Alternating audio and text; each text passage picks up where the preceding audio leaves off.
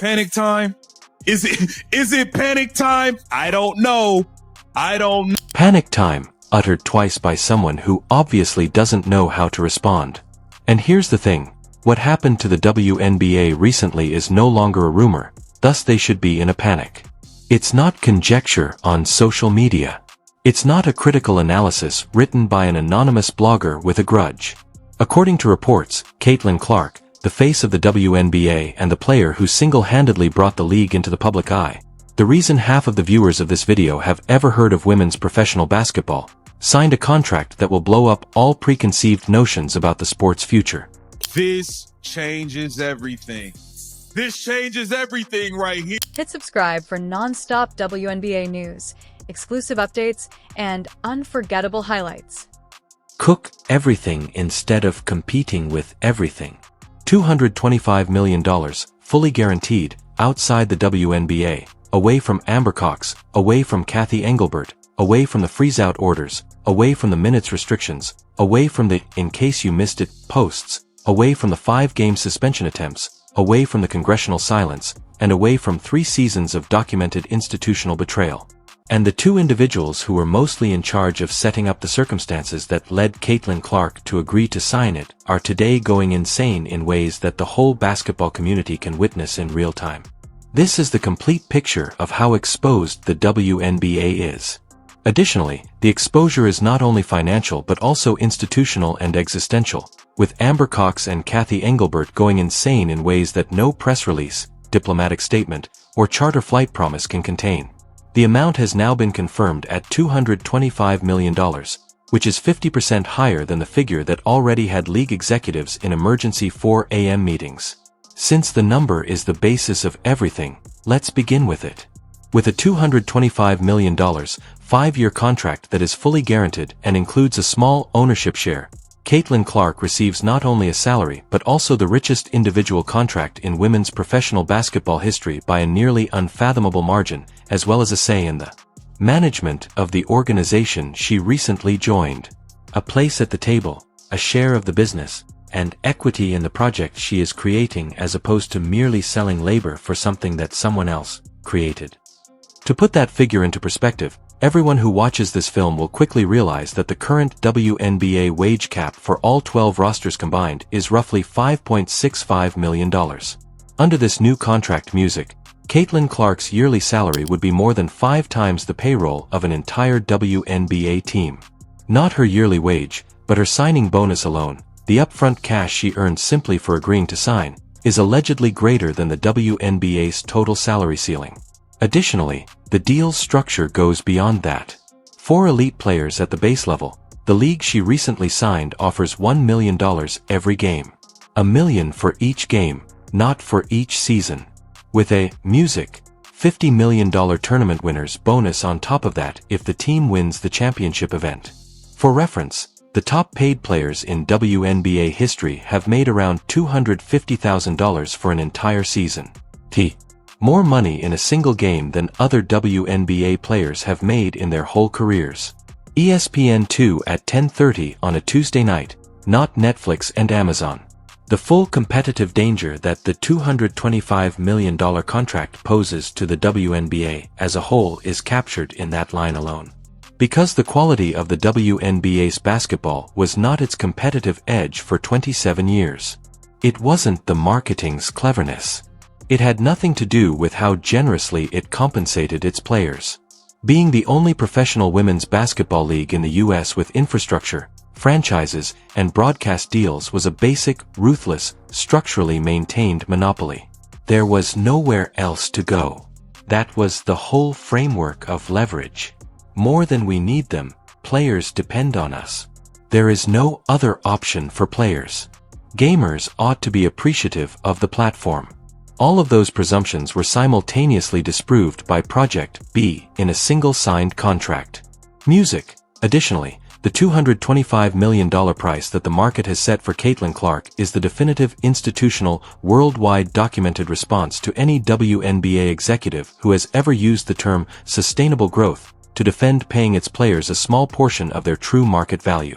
The WNBA's front office's reaction upon learning of Caitlin Clark's $225 million contract was precisely what one could anticipate from a league that has consistently underpaid its top players for 27 years and is now witnessing that choice unravel. NBA Commissioner Adam Silver joined Commissioner Cathy Engelbert for an urgent meeting at 4 a.m. According to insiders, it should have been referred to as the Great Reckoning, an emergency conference of the most influential people in North American basketball governance, attempting to comprehend in real time how they allowed the most valuable player in women's sports history to leave with a $225 million contract to an organization that, 18 months ago, was not even on the radar of most people. Adam Silver, who felt sorry for Caitlin Clark and made his feelings institutional, personally intervened to compel Alyssa Thomas to act on the throat punch. Consequential was allegedly heard yelling into his phone at 4 o'clock in the morning, wanting to know how they allowed a single-player music to be valued more than a quarter of the league's total valuation because the warning flags were there. There were the congressional music letters. There were the deserted arenas. There were collapses in ticket prices. Every market indication that Clark was undervalued and underprotected had already been recorded, made public, and made difficult for anyone paying attention to overlook. Music. It costs money to be loyal. The cost of spending 3 seasons doing what Cathy Engelbert, Amber Cox, Stephanie White, and every other institutional figure in the Indiana Fever and WNBA ecosystem did to the player who was providing them with the most commercially significant moment in the history of women's professional basketball is $225 million. Sources close to the event describe Engelbert's alleged rage as not surprised, furious. And the most incriminating detail in the whole narrative is the difference between astonishment and rage. Because being angry without being surprised indicates that she anticipated this. She recognized the weakness. This was a potential that someone in that organization was aware of. Furthermore, the reaction failed to address the root cause of the issue as quickly and decisively as the circumstances required. Sustainable expansion, promises of charter flights, slight pay raises, an appeal to legacy, and the significance of being a part of something historic were the responses. The players are not foolish. The least foolish of them all is Caitlin Clark, the sport's most intelligent and cerebral attacking player. The institutional face of the WNBA's failure, however, is Cathy Engelbert. This contract was made feasible by the commissioner's persistent pattern of strategic cowardice. The individual whose particular, documented 3-season accumulation of organizational decisions most directly influenced Caitlin Clark's willingness to sign it is currently sitting in the front office of the Indiana Fever, going insane in ways that no organizational statement or social media post could handle. Amber Cox, the general manager who allegedly told players not to celebrate Clark's 45-point double-double in the locker room, refused to commemorate the most historic individual performance in WNBA history on social media. Clark wanted a 5-game suspension for the crime of truth-telling, who used Aaliyah Boston and Kelsey Mitchell as pawns in a social media message intended to minimize the player who made the franchise matter, and who sat in interviews with the Indianapolis Star praising Clark's generational talent, while announcing plans to limit her playing time to accommodate a 10th overall pick that no one believed deserved a top 4 draft grade. Every single one of those choices is now part of an institutional record that provides the clearest explanation for why a player with $225 million available to her outside of the WNBA did not hesitate to accept it, because the alternative was not a team dedicated to celebrating her greatness and maximizing her impact.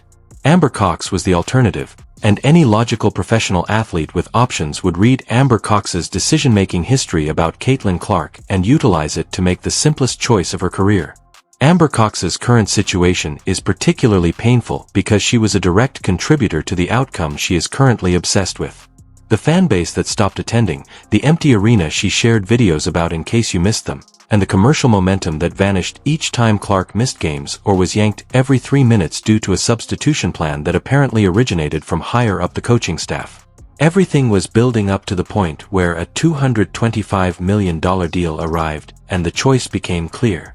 Amber Cox contributed to the creation of the circumstances that led to Clark's departure, music, and now she must reside in the franchise. These circumstances created a franchise that will be defined both commercially and competitively by what it looked like prior to Caitlin Clark's arrival and what it will look like following her departure. It is not a contained occurrence that Caitlin Clark signed a $225 million contract outside of the WNBA. Until the structural reality of the WNBA's compensation model has been either fundamentally reformed or replaced by the market forces that Clark's contract just unleashed, it is a trigger, the first domino in a cascade that has already produced emergency 4 a.m. meetings and Adam Silver screaming into his phone. Every WNBA player whose contract was about to expire had the identical chat with her agent at the moment that the $225 million figure became public knowledge, which is why every sports forum is melting down. After displaying that figure, she posed the straightforward query, "Why am I accepting less?" According to reports, Aya Wilson, the undisputed best player in the world by almost every statistical and analytical metric, two-time WNBA MVP, Olympic gold medalist, and the player who led Las Vegas to consecutive titles, is deeply involved in negotiations, not investigating, not inquisitive, and negotiating with the same operation that just gave $225 million to Caitlin Clark. One of the most complete players the league has ever produced, Breanna Stewart, a two-time WNBA champion and previous MVP, has music mentally checked out. The term mentally checked out, in particular, is arguably the most subtly heartbreaking detail in the whole tale. Because a sufficiently significant counteroffer has the ability to disrupt Wilson's negotiation, which is a financial decision. It's different when you're mentally checked out. Mentally checked out, music, indicates that an emotional decision has already been made. The math is finished. The discussion has taken place. The announcement is all that's left. Additionally, it has been stated that Angel Reese, who has amassed one of the strongest social media profiles of any female athlete, is already utilizing that platform to allude to an announcement that will permanently alter the game.